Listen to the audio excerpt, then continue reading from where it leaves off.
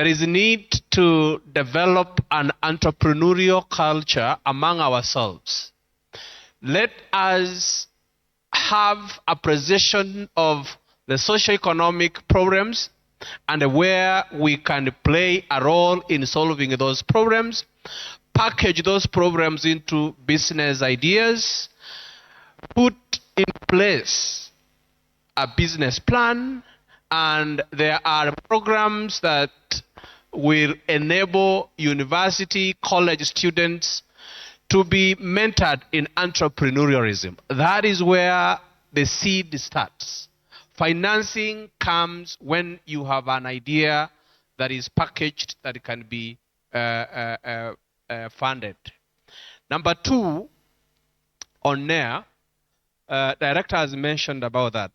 I teach in a university and I talk about global strategic management. One of the things that happen is that as a university students and college students, there is something called comparative advantage. Studies have demonstrated that Kenya has comparative advantage in its human capital. And it is a skill that, if well packaged, can be used globally, and that is why labor mobility becomes an avenue through which Kenya's labor capital can be harnessed to solve global problems. Now, let me go directly to the issue on KMTC versus Higher Education Loans Board. Up to recently, the Kenya Medical Training College, previously it has been admitting students on its own, but now currently it has been brought on board by the Kenya Universities and the Colleges Placement Services, and therefore there are students who apply to KMTC and they are placed. And just like any other college, just like any other TVET, because there was another question with regard to the new funding model universities. No. The new funding model focuses on universities and the TVETs. So the fact of the matter is that the new funding model works for the universities, TVET institutions.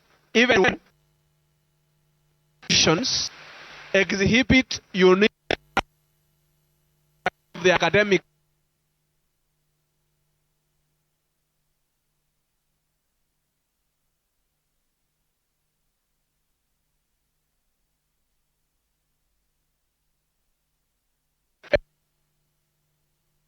means testing instrument, the application process, the banding also applies to TVETs.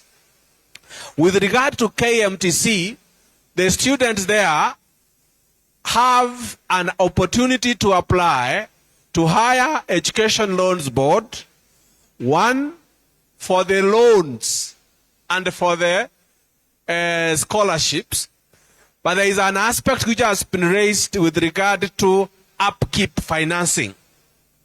The upkeep financing is just like it applies to TVETs, where upkeep is provided at 18,600. It's also a process that KMTC students to be considered and be brought on board on that particular arrangement. So that just like universities where over and above students are accessing scholarship depending on their level of need, based on the means testing instrument, they are also accessing upkeep financing. Ile pesa inaenda kwa account ama mfuko ya mwanafunzi. That one is there, and as as recent as yesterday or the previous day, the comrades have been having issues that Higher Education Loans Board has not dispersed financing to them.